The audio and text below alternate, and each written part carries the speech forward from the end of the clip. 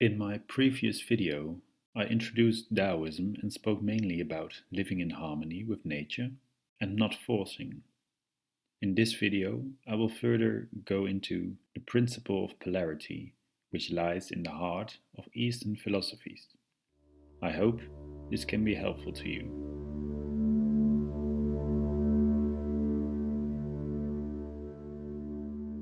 Polarity isn't equal to opposition or conflict. Light isn't the opposite of darkness. Life doesn't conflict with death, and positive doesn't contradict negative. What does this mean? It's a form of paradoxal thinking where polarity or duality is different and one at the same time. You need to allow the apparent duality while recognizing the unity. These dualities flow in and out of life like the tides.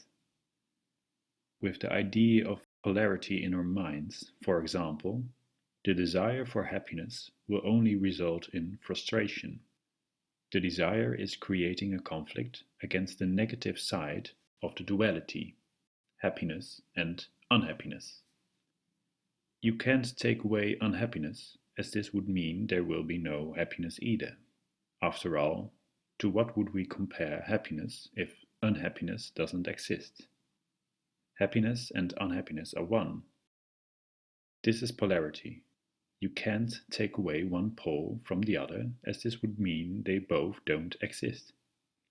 Changing perspective shows how standards are subjective, as anything that can be called large could be called small as well in a broader perspective. Can we imagine something that is fully independent and doesn't need comparison? Due to this interdependency, balance and unity is essential in Taoism. It's about being aware of the oneness of all. You are simply just being you. It actually might be the most simple lesson from the Tao. Just be. Now, I will go into dealing with narcissistic energy from the perspective of Yin and Yang. The Yang principle represents positiveness, masculinity, firmness, day, heat, and so forth. The Yin principle represents negativeness, femininity, insubstantiality, softness, night, coldness, and so forth. Nothing is so permanent as never to change. This means if activity or yang reaches the extreme point, it will become inactivity, yin, and the other way around. The system is continuous, and yin and yang are mutually interdependent. Looking from the perspective of Taoism, narcissistic energy is considered as being involved in foolish practices and seems fully invested in the yang world. It's about appearance, looking good, and status. There is no unity, only a specific focus on or obsession with self-image and attachment to thoughts. A thought is simply a thought, and one should not attach to them. Narcissistic energy only sees what is tangible and concrete, which leaves no interest or ability to feel the subtle energies.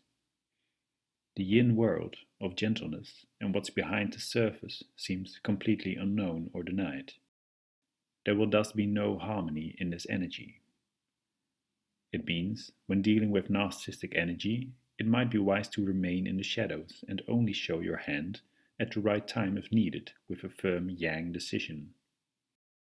Do not enter into a battle of manipulation or seek to outsmart them, as you then allow yourself to see them as an enemy, and this invites your ego mind to become active.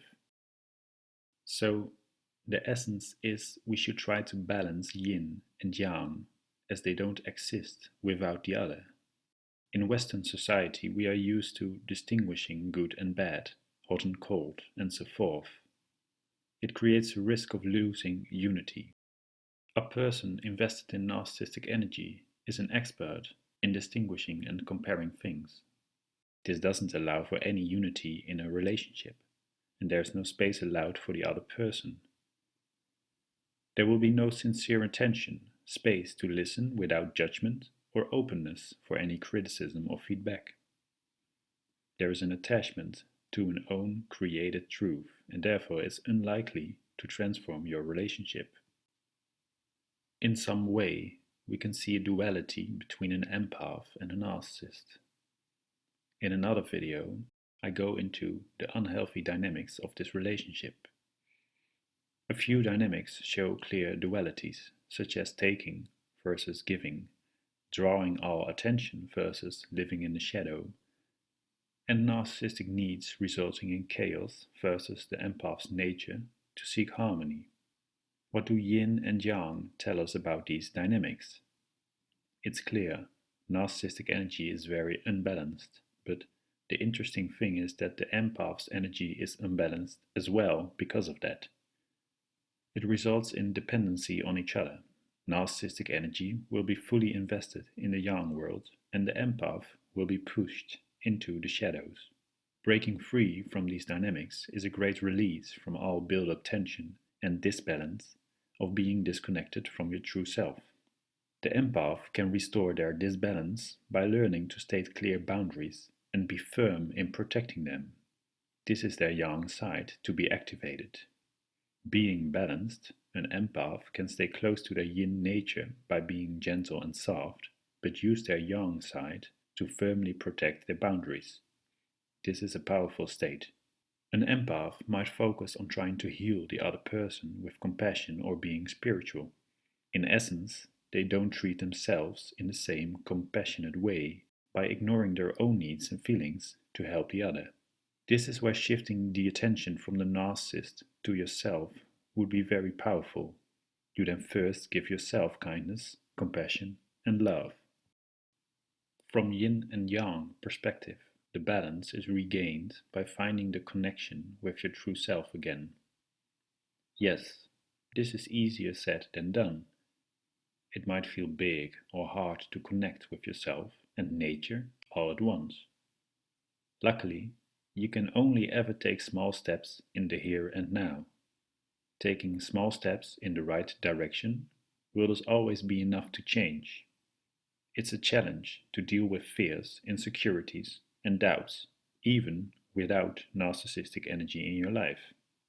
Our learned way of life, expectations, thoughts, and feelings can make things quite blurry.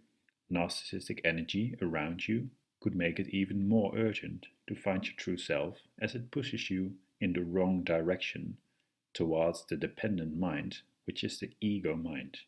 This will probably feel empty and drain your energy. Finding your true self and being in harmony with your nature is what I think the Tao is about. What truly defines you? The true self knows there is no name, title, degree, or distinguishing label that truly defines you. This true self knows you are enough, and you only need to be. In the process of finding your true self, the fears, thoughts, self-doubts, and insecurities of the ego will slowly decrease.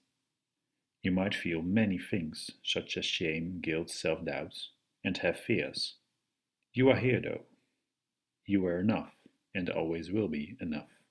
You have an eternal true self that is one with the universe. It's found in silence, underneath all these thoughts and feelings. It's a state of being natural and in harmony.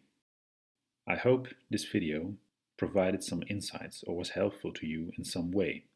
In my next video, I will further go into force and softness, the dependent and independent mind, and inner power. I wish you strength, kindness, and compassion in the future. Thank you for listening.